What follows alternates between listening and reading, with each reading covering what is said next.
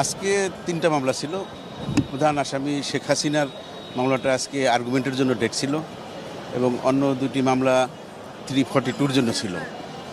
তো আজকে আমাদের দুদকের পক্ষে আমরা আর্গুমেন্ট যুক্তিতর্ক শুনানি করেছি শেখ হাসিনার মামলায়, এবং একজন আসামি খুরশিদ আলম, মোহাম্মদ খুরশিদ আলম, উনিও ওনার পক্ষে কথা বলেছেন। আর আগামী 27/11/2025 ইংরেজি তারিখে রায়ের জন্য ধার্য আছে। আচ্ছা, এখানে আসামির পক্ষে যিনি আইনজীবী ছিলেন তিনি তো হয়তো তার কথা উপস্থাপন করতে পারছে কি, মানে তার বিষয়টা সে প্রমাণ করতে পারছে কিনা? না, সেটা প্রমাণ তো করতে উনি পারেনি। আমরা তো রাষ্ট্রের পক্ষে, দুদকের পক্ষে আমরা আমাদের মামলা প্রমাণ করতে সক্ষম হয়েছি। সেক্ষেত্রে আপনাদের প্রত্যাশা কি, মানে শেখ হাসিনার? আমাদের প্রত্যাশা, আমরা সর্বোচ্চ শাস্তি চেয়েছি। আশা করি আদালতের নিকট আমরা প্রার্থনা করেছি সর্বোচ্চ শাস্তি। সর্বোচ্চ সাজাটা কি? সর্বোচ্চ সাজা হচ্ছে যাবজ্জীবন।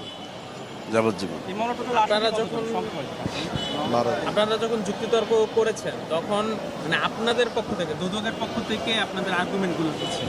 আমাদের আর্গুমেন্ট ছিল এই মামলায় যে দুদকের যে বিধি আছে বিভিন্ন প্লট বরাদ্দ সংক্রান্ত, সেই বিধি মোতাবেক ওনার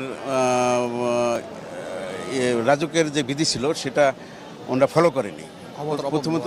প্রথমত রাজুকের বিধি মোতাবেক প্রথম অ্যাপ্লিকেশন করতে হয় একটা রাজুক বরাবরে, তারপর হলফনামা দিতে হয়।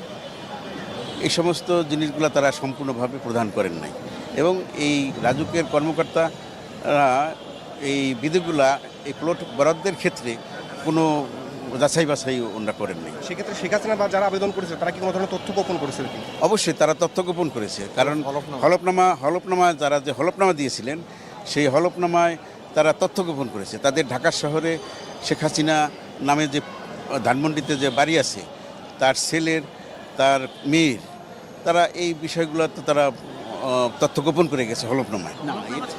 এটা তো আমরা অ্যাপ্লিকেশন তারা কি, এটা তো আমাদের জানার কথা না। আমাদের যখন তদন্ত হয়েছে তখন আমরা ওখানে হলফনামা পেয়েছি, আমাদের প্রসিকিউশন যখন তদন্ত করেছে। কোনো অবৈধ আদেশ মানতে গণপ্রজাতন্ত্রী বাংলাদেশ সরকারের কোনো কর্মকর্তাই বাধ্য না। সে পাবলিক একজন সার্ভেন্ট, সে একজন ভোট মেম্বার, ভোটের দায়িত্ব কিন্তু অনেক। সেখানে সে নোট অফ ডিসেন্ট দিতে পারতেন, কিন্তু সে কোনো নোট অফ ডিসেন্ট দেননি। তিনি পদত্যাগ করতে পারতেন, কিন্তু সেটাও সে করেননি। তিনি সময়ের সাথে উনি জয়েন্টলি যোগসাজশে তারা এই অপকর্মটা করেছে।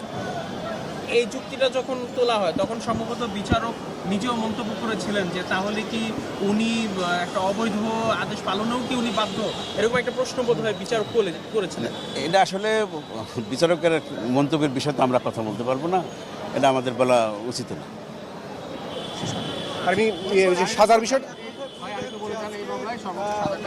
উনি বলছে, সেক্ষেত্রে